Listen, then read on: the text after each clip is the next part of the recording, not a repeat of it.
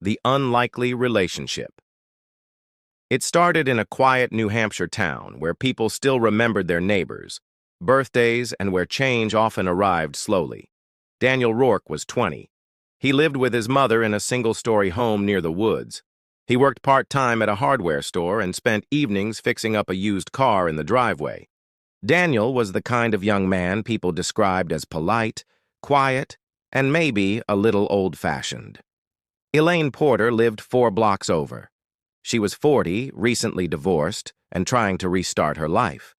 Her 2 teenage daughters had gone to live with their father in Vermont after the separation. Alone in a small craftsman house she'd inherited from her aunt, Elaine filled her time gardening, repainting old furniture, and walking her dog past Daniel's place. Their paths crossed by chance when Elaine needed help with a flat tire. Daniel had noticed her struggling by the roadside and pulled over. It wasn't dramatic.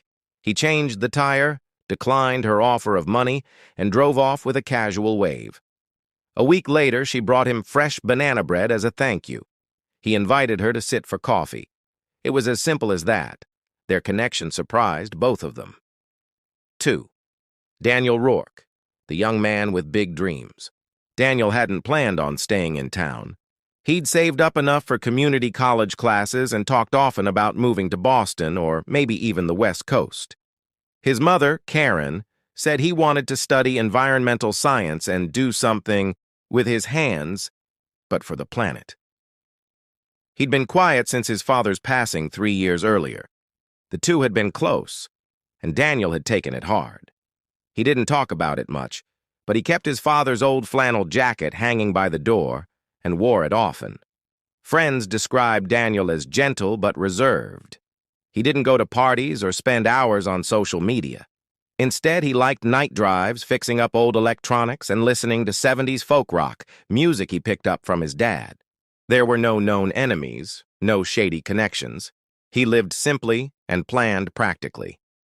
When people later learned about his relationship with Elaine, most were surprised. Not because they thought he couldn't date, just that they hadn't expected him to fall for someone twice his age. He always seemed so cautious, one neighbor said. But maybe she made him feel seen. 3. Elaine Porter, a divorced woman. Starting over. Elaine had grown up in the same town, though she'd spent nearly 15 years away after marrying a man from Pennsylvania. That marriage had ended quietly but painfully. She'd returned home 3 years earlier, taking over the family home and trying to rebuild a sense of purpose. She was warm, intelligent, and, by most accounts, private. After the divorce, she avoided community events and worked remotely as a customer service representative. Her social circle remained small, mostly distant cousins and a few childhood friends. There had been whispers about her even before Daniel. Some neighbors said she was difficult or standoffish, though others described her as lonely. She walked alone, ate alone, and kept her curtains drawn most of the time. Despite the town's quiet disapproval, Elaine didn't hide the relationship. She didn't flaunt it either, but she didn't lie when people asked. Her friends said she laughed more when Daniel was around. Her dog, Jasper, seemed to like him, and she began fixing up the house more earnestly. She told one friend, "I didn't think I'd fall for someone again, especially not someone like him, but he makes me feel younger without pretending I'm someone else." 4. The love that raised eyebrows.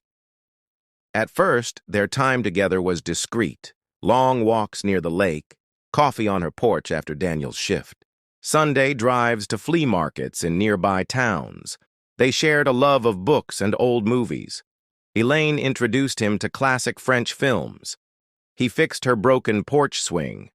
Daniel's mother wasn't thrilled. She said it felt inappropriate, but admitted Elaine had been kind.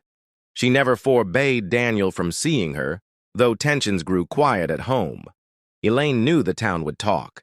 She'd heard comments at the grocery store and even had one uncomfortable run-in with her ex-husband, who reportedly told her, "You're embarrassing yourself." Still, they continued on, slowly and steadily. They talked about moving away, somewhere no one would care. Daniel mentioned Oregon. Elaine liked the sound of Maine. It was never set in stone, just dreams whispered over wine and homemade soup. But then came the weekend that changed everything. 5. Last seen alive.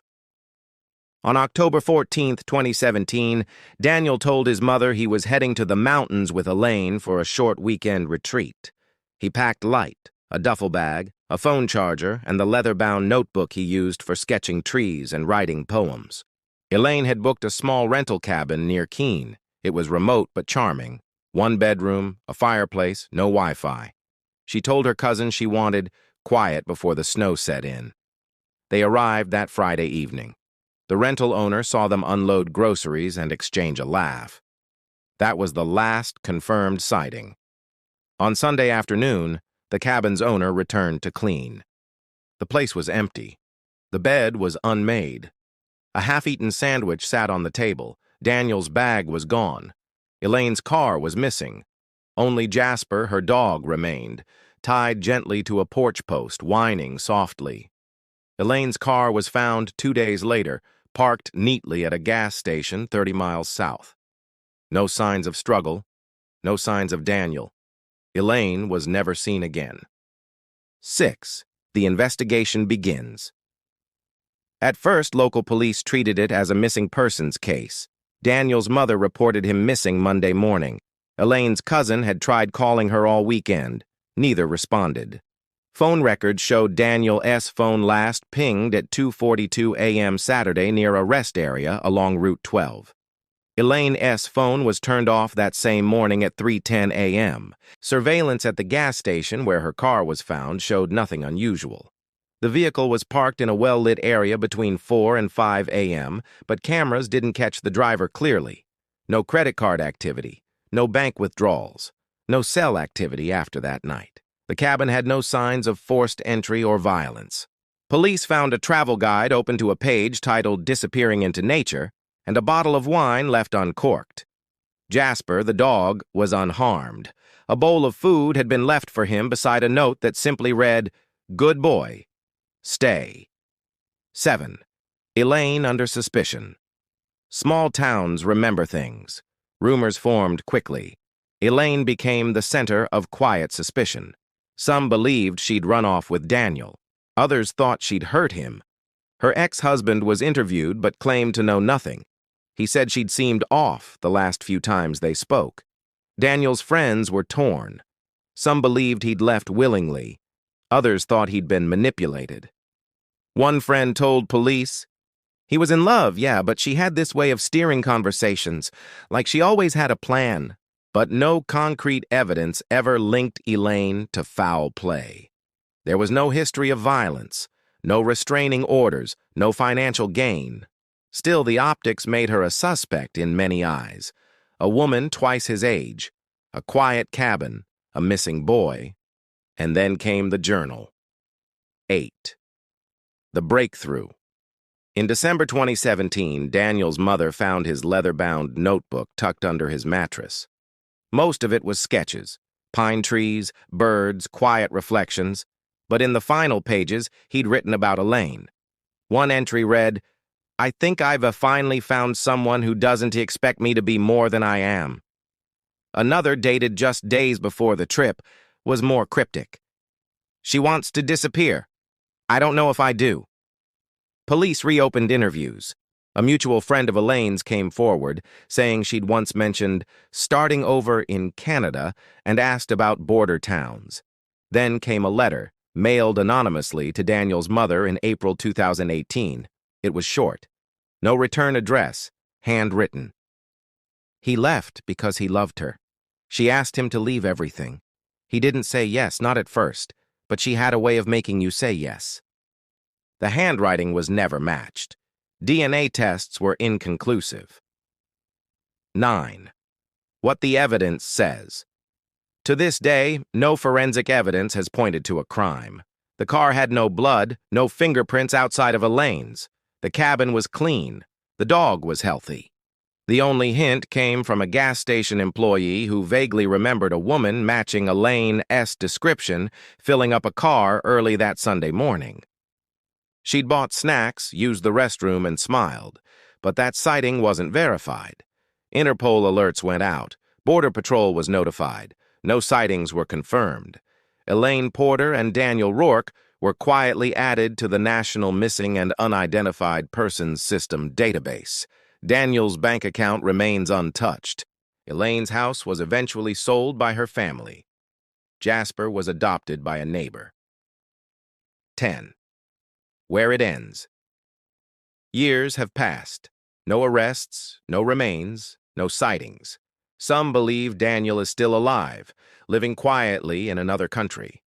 Others believe something darker happened that weekend, something that no one has found a way to prove. His mother keeps his flannel jacket hanging by the door. Elaine's family no longer speaks publicly about the case. Her brother once said in a radio interview, "Maybe she left to feel free. Maybe she didn't mean to take someone with her." But the truth remains somewhere in the space between two lives that met at the wrong time. Or maybe just at a time no one else could understand. Their story is still open, still whispered in town. A quiet love that left a louder question behind. Case status: unsolved. Open file.